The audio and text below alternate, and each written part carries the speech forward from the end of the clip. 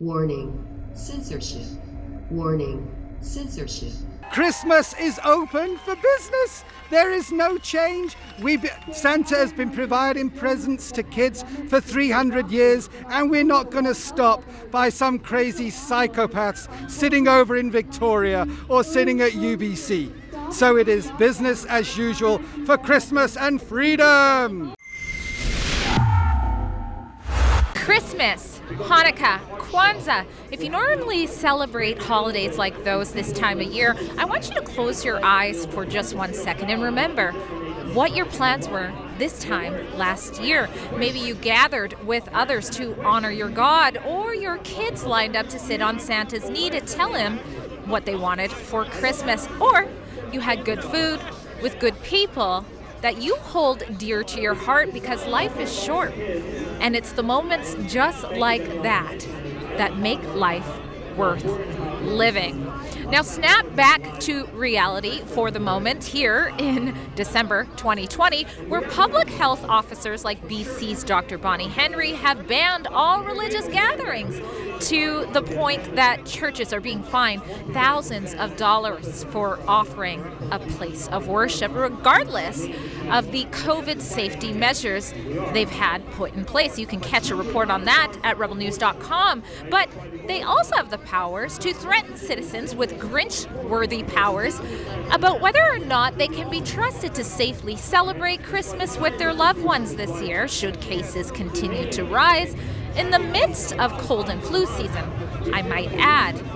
But for now, Canadians' right to peacefully assemble is still a thing here in BC, and here in front of the Vancouver Art Gallery, where for the moment close to 1,000 people, including Santa Claus, is attending the BC Freedom Christmas Rally hosted by a handful of freedom-focused groups, such as a celebration of freedoms and rights and No New Normal, who have put on many peaceful freedom protests in the area that are related to lockdowns and other restrictions and liberties during this COVID-19. Now, sometimes we report on protests that are less friendly than these ones, and I invite you to donate what you can to keep our reporters safe at journalistdefensefund.com after you're done watching today's coverage. I'm Drea Humphrey with Rebel News, and let's see what these Canadians have to say during Christmas season about their freedoms.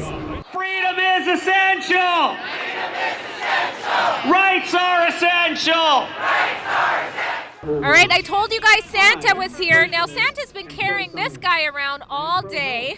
Fast, Santa, too fast. Now, why is it important you're here today at this rally? To give freedom and to show people that you don't need to be afraid of anything. It's a 99.7% recovery rate. What are you afraid of? What do you have to say to people who want to wear a mask? They feel safer while they're wearing it. You still want those off their face, or? Freedom! You can wear one if you want to wear one, but I'm not wearing one because I don't want to wear one. In this free country, we have the right to choose. You have the coolest hat I've seen all day today at the Christmas rally. Now, what brought you here today?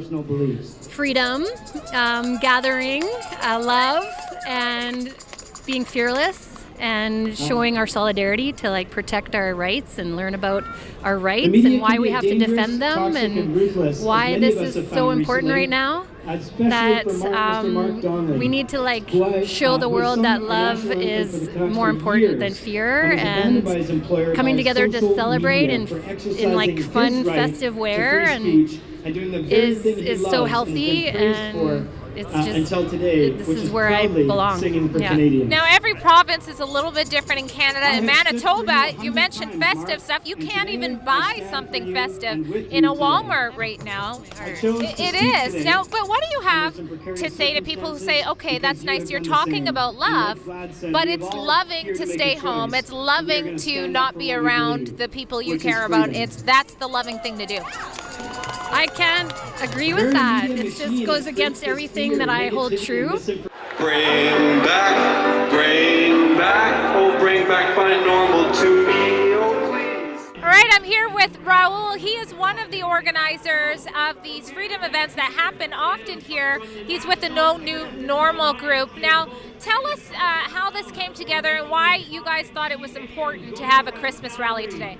Oh, the rally. Well, just everyone seems, Trudeau and all the leaders seem to want to take away our Christmas, right? And Trudeau's been pretty specific. And we thought that we would just combat that by putting on a big Christmas event, showing people that we're all about celebration and love and the opposite of what this COVID, what they're trying to do with all these COVID measures.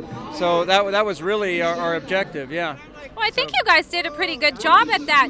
Over there you had Santa and you had donations for kids. Unwrapped gifts could go there to people who want to donate. You have food, you had crafts set up for the kids, merchandise. I mean, you guys went all out with this.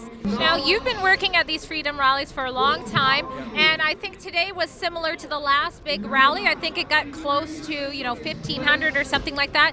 What does it feel like to see that the movement has grown this much? It's exciting, because at times it seemed like there was no one there, and we were all sort of working on little projects and all on our own, and now we've sort of come together and we're working. It's a nice collaboration, and you can see that the people now are really getting behind this. Like in the summer, we had really quiet Sundays, maybe 50 people, and it could get disheartening, right? You're coming out every Sunday and you're not getting the crowd out, but our goal was to keep it going till the fall because everyone knew that a second wave was coming and that we had to be prepared for it. We wanted to establish a location that everyone could go to every weekend because prior to that we were in different locations. People didn't know where we were. It's hard enough. A lot of people didn't know that we're here every Sunday with the No New Normal group. But the big events were kind of different because they brought in a lot of people from out of town.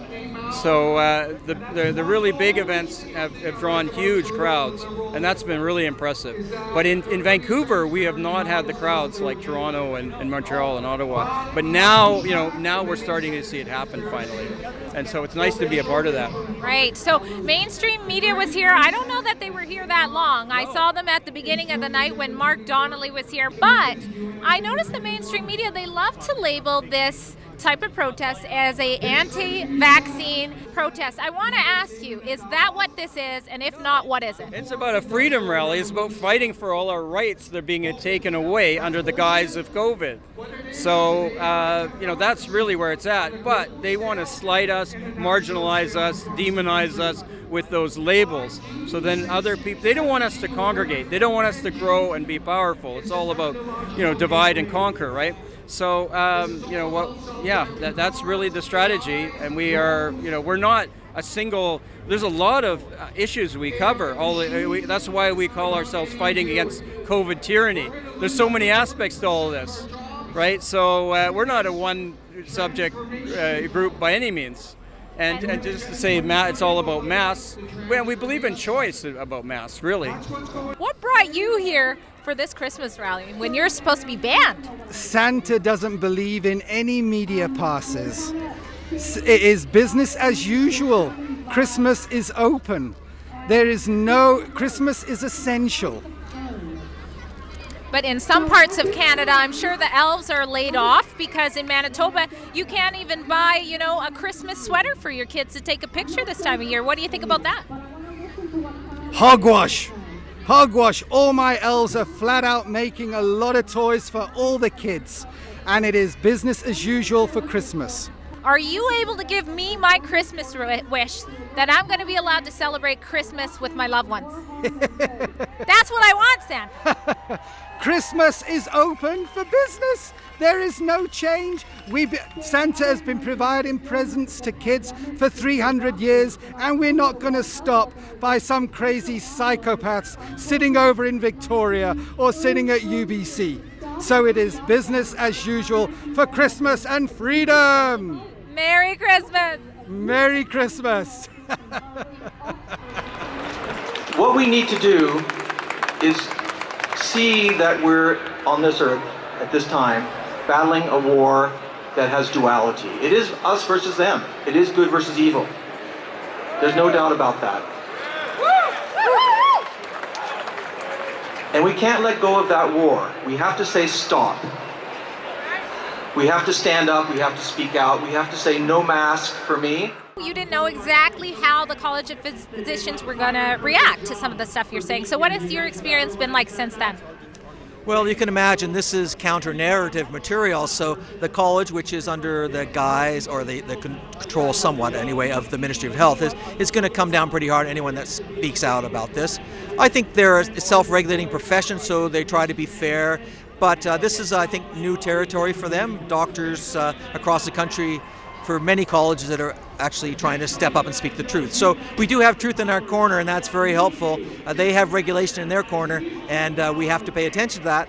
Generally, regulating doctors can be a good thing, but if they prevent us from speaking out the truth, particularly, then that's not a good thing. So is there a movement of doctors behind the scenes, similar to what we're hearing about the churches? The churches are opening up, and there's a movement happening. Can we expect that, or you're not sure?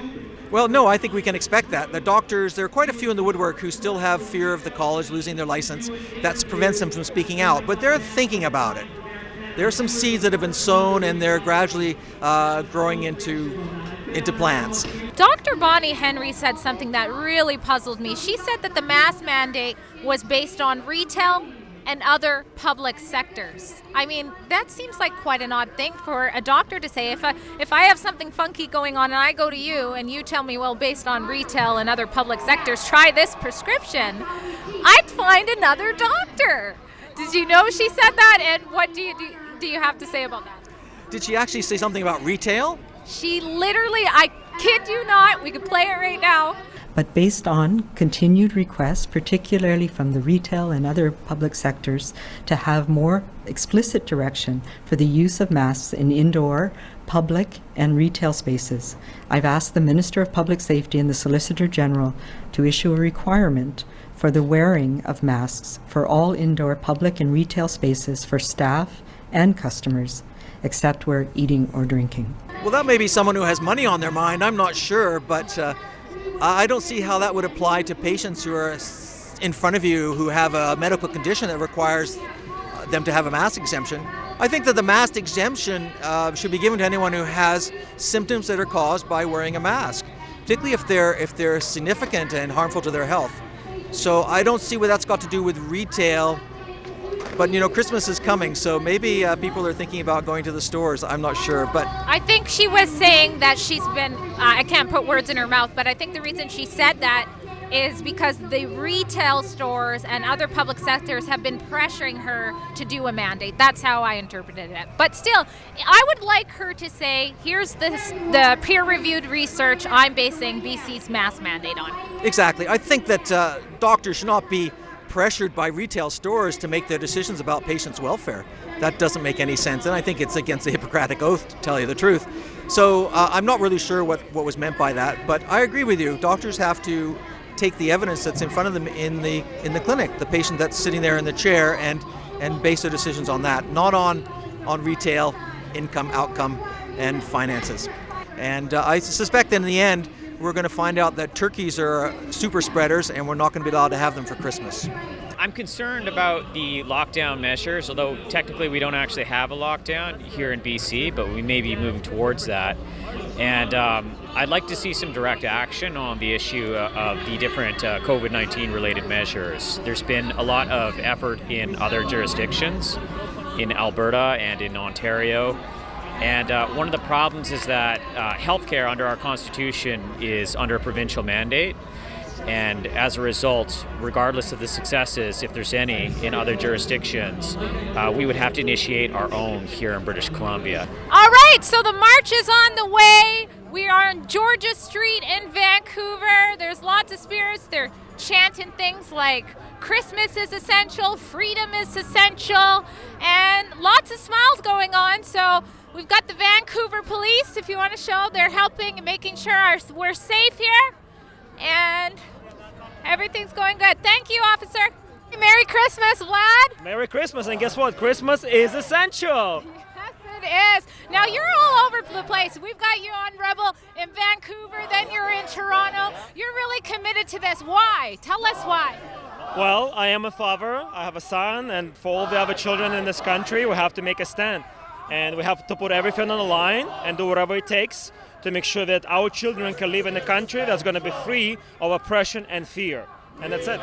As I said in my speech today, we live in China, and awareness is key. Once we realize where we are, then we make appropriate steps going forward. But at the end of the day, there's nothing else for us to do except take a stand for our freedoms and rights in this country. Cause when negativity surrounds, I know one day it'll all turn around. You're marching with the crowd here. What brought you here today? Freedom, making sure the kids are, have future. And so what do you mean by that? A lot of people think that stay home, stay safe is giving the kids a future, so... I'm not agreeing with this whole Great Reset thing, It's just like, the more I look into it, the more I think this is kind of bogus and only is really one-sided for them and not for us. Well, you're not alone to bring that up. We've got Pierre Poilievre coming out and talking about the Great Reset, Dr. Leslyn Lewis. I mean, these are people in our government system that are saying, hey, this isn't a conspiracy, people. Yeah. COVID is being used for something more than COVID. Exactly. Yeah. Like Hilliard, right? What about the people, they say, well, we're doing it for that point whatever percent, and that's the loving thing to do, and it doesn't matter what sacrifices you have. What do you have to say to them? Would you want to give away all your freedom? All right, guys, it's been over 4 hours, and this might have been one of the only Christmas events available because it is a protest. We talked to a lot of people. I want to know in the comments what you thought about this protest and about what you heard here today. Drea Humphrey with Rebel News. Thank you guys for watching the support. Make sure you subscribe and hit the bell. And if you really want to help us, right now you can go to fightthefines.com. You can team up with us and put a donation there because we are committed to helping 1,000 Canadians fight their tyrannical fines, whether it's for hanging out with loved ones, attending church, you name it. So go there if you want to support that cause. And also, if you want to get some cool swag like Make Canada Great Again, you can head to rebelnewsstore.com and use your coupon code DREA10. Yes, we are having a friendly competition against the other reporters, so I appreciate your support with that too. Bye!